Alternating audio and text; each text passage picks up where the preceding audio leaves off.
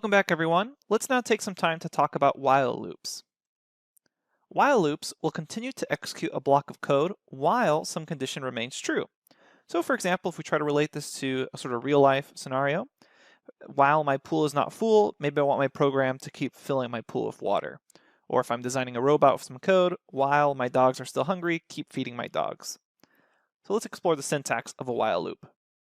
It's actually quite simple. We're going to say while and then some sort of Boolean condition. So we'll usually have some sort of comparison operation check, and a lot of times it's going to be while some variable is true or is equals true, then colon, and then a block of code. And that block of code, in this case represented by do something, is going to continue to execute while the condition is true. Now we can also combine a with statement with an else statement if we want. So I can say while some Boolean condition is true, do something else, meaning once that condition is no longer true, or if since the beginning it was no longer true, we do something different. Let's explore these concepts with some examples. Let's hop to a Jupyter Notebook. Alright, so let's start off by building out a very basic while loop. I'm going to create a variable, say x is equal to 0, and then say while x is less than, let's actually say less than 5, so we don't have a whole lot of printing. We're going to print the current value of x. So we'll say print the current value of x. Lots of different ways we can do this. We'll just do it quickly with an f-string literal. The current value of x is, and then inside curly braces we'll pass an x. Now let's imagine what's going to happen here. Don't run this cell yet. We'll say x is equal to 0. While x is less than 5, I'm going to print out the current value of x. So if I were just to run this, basically I would say the current value of x is 0. And that would happen over and over and over again because x isn't changing. So let's update x during this while loop.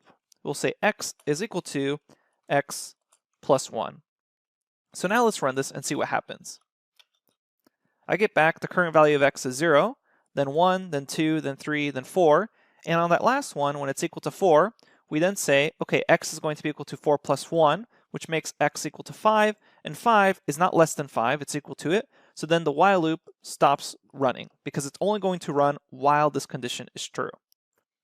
Now, if you accidentally have some sort of condition that never becomes false, maybe you forgot this last line of code here and it just ran over and over and over again. So what happens is you get an infinite while loop, and it's a common mistake for beginners to make. I know I've made it myself a bunch of times when I was learning Python. What happens in the Jupyter Notebook is you get a little star here indicating that the cell is still continually running. In order to kind of reset things, just come over here to kernel and either hit interrupt, and if that doesn't work, then hit restart and restart your kernel.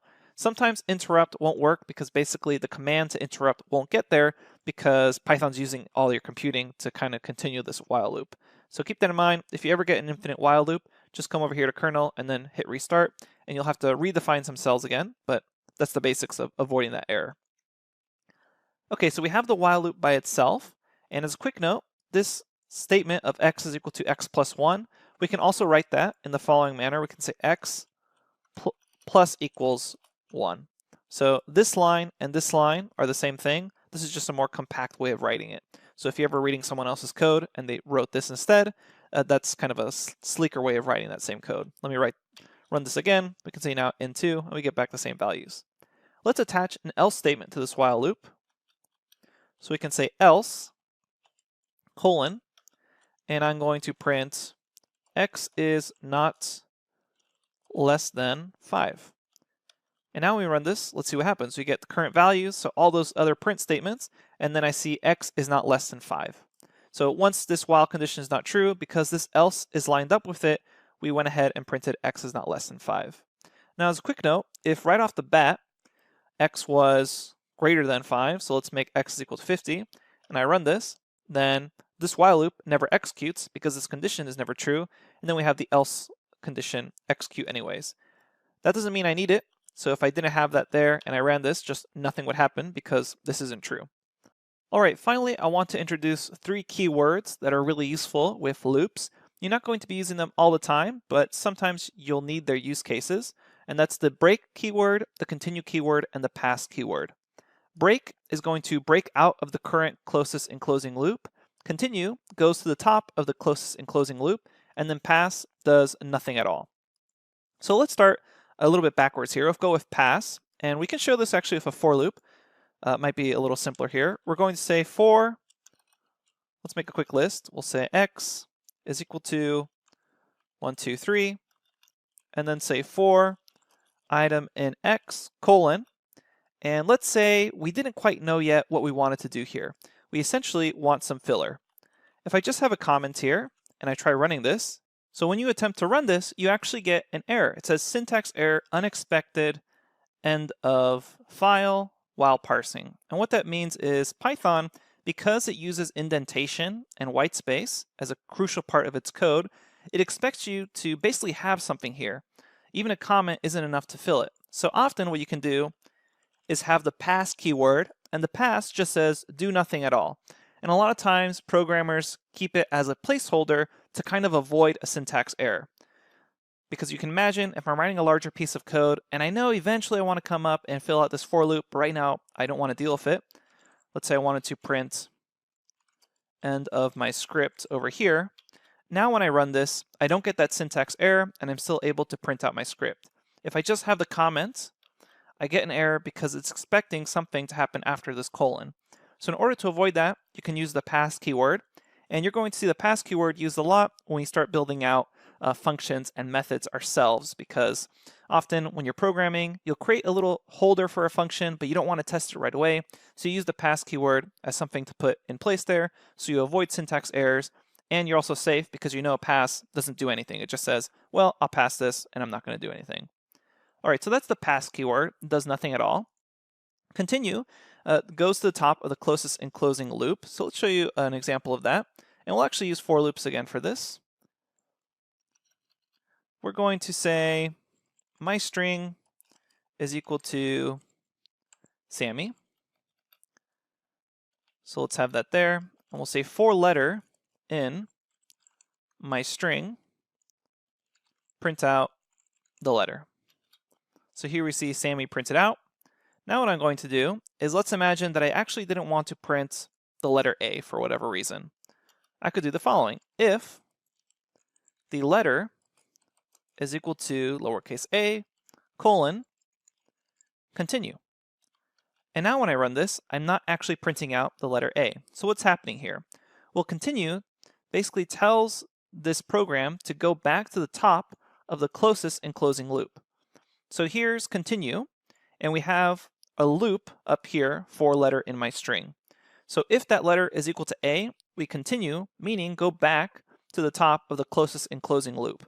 Note that we are specifically saying loop, we're not saying some sort of statement here. So that's where semantics can come into play, but what this is saying is if the letter is A, go ahead and continue and go back to the loop. So that's how you can use the continue statement.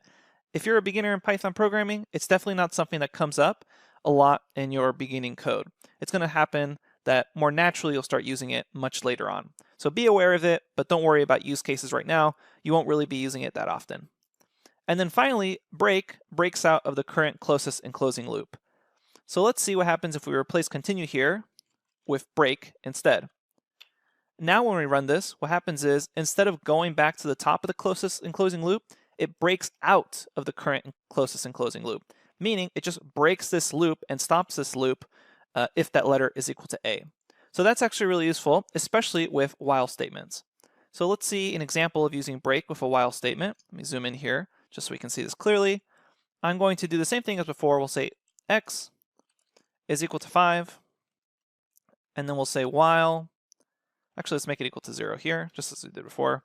While x is less than 5, print out x, and then we'll say x is equal to x plus 1. So when we run that as expected, I get 0, 1, 2, 3, 4. But let's imagine I wanted to break this while loop if x was ever 2. Then I could do the same thing here. I say if x is equal to 2, at any moment, go ahead and break out of this while loop. Now when we run this, we only get back 0 and 1. Okay, so that's the basics of this break, continue, and pass keyword. So what we covered in this lecture was the while loop. So while some condition is true, execute this block of code. Be careful here because if you accidentally say while and this condition is constantly true, you may have to restart your kernel.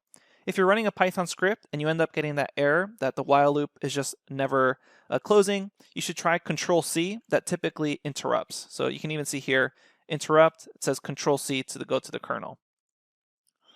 All right, then we have the break, continue, and pass keywords. Again, not going to be using these right off the bat, especially things like continue, but we'll probably be using break a little more, and then once we get used to functions, we'll be using pass a little more, and then much later on we'll be using continue. But you should be aware of these keywords now that you understand both for loops and while loops. Okay, thanks everyone, and I'll see you at the next lecture. Subscribe and press the bell icon to get notifications.